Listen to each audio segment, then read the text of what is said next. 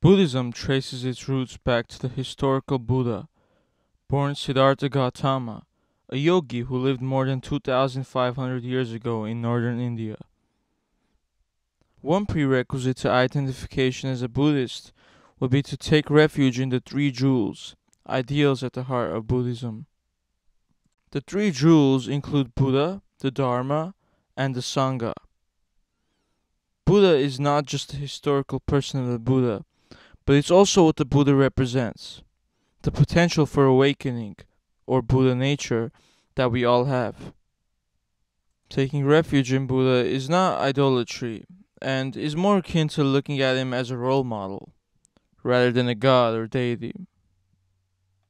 The Dharma is the body of teachings that the Buddha taught, and also the truth that the teachings point to. Dharma is often translated as the way to live to get beyond suffering. Sangha is the community of like minded practitioners on the same path. In the Zen tradition, one who has ordained as a monk must shave their head and dedicate oneself to a life of service to one's Zen master and Zendo, or Zen temple. Becoming a monk also means renouncing aspects of one's life and taking on monastic vows. To be a Buddhist, one must accept all four of these tenets. 1. All compounded things are impermanent. The quality of your breathing, the energy in your body, and the ceaseless flow of thoughts in your mind. Things are constantly changing at any given moment. This can be observed during the meditation practice. 2. All emotions are pain. All emotions are impermanent. Joy, which may not be painful, is coupled with the recognition and fear that the experience won't last, for example. There's anxiety lurking behind the joy. Emotions are distinguished from feelings, with emotions being a complex of intense feelings suffused with thoughts and embedded into a story that eventually has to do with desire. 3. All things have no inherent existence. The teaching on emptiness. It is less a belief than an experience that arises during meditation. 4. Nirvana is beyond all concepts. Nirvana is not a concept. It is an experience, and one that can be realized in meditation.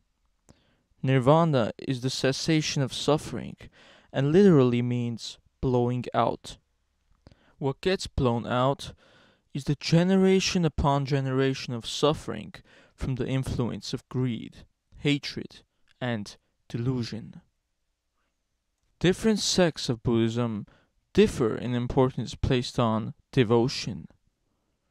Theravada is the least devotional, while Tibetan practices are the most, with the Zen practices being somewhere in between.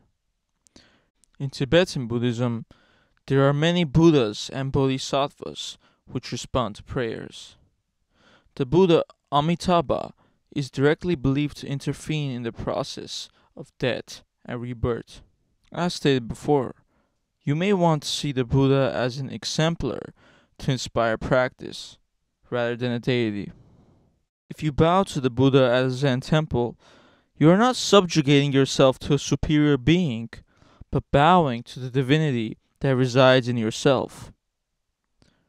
The Buddha's earliest disciples are the closest things to saints. They were all arhats, or worthy ones, and included Ananda, Sariputra, Moggallana, and Kashyapa. Tibetan Buddhists revere bodhisattvas who take the form of tulkus or rinpoche, who are lamas who have taken rebirth. In the Tibetan language, the word lama translates to teacher. Bodhidharma brought Buddhism to China and founded Chan, a sect of Mahayana Buddhism. Dogen brought Chan to Japan and founded Zen Buddhism. Upaya, which means skillful means, is a Oriental Buddhist concept which refers to a teacher's ability to reach the student. The Buddha lived and taught in the Axial Age, the period between 800 and 200 BCE. The Axial Age gave birth to the philosophies of Confucius, Lao Tzu, Zoroaster, Socrates, and Plato, as well as the Hebrew prophets Ezekiel, Zechariah, and Jeremiah. Conviction that the world was filled with dukkha, or suffering, was fundamental to the spirituality emerging in countries during the Axial Age. Concepts associated with Buddhism, such as karma and samsara, originated in Hinduism. The goal for Hindu mystics was to escape rebirth and samsara by reuniting one's Atman, or soul, with Brahman, the creator spirit. The Buddha rejected the notion of an everlasting soul and made the radical observation that what is considered self is not a thing, but a process, and a process that is ever changing. Suffering results not from living inside of a body, but by being attached to it.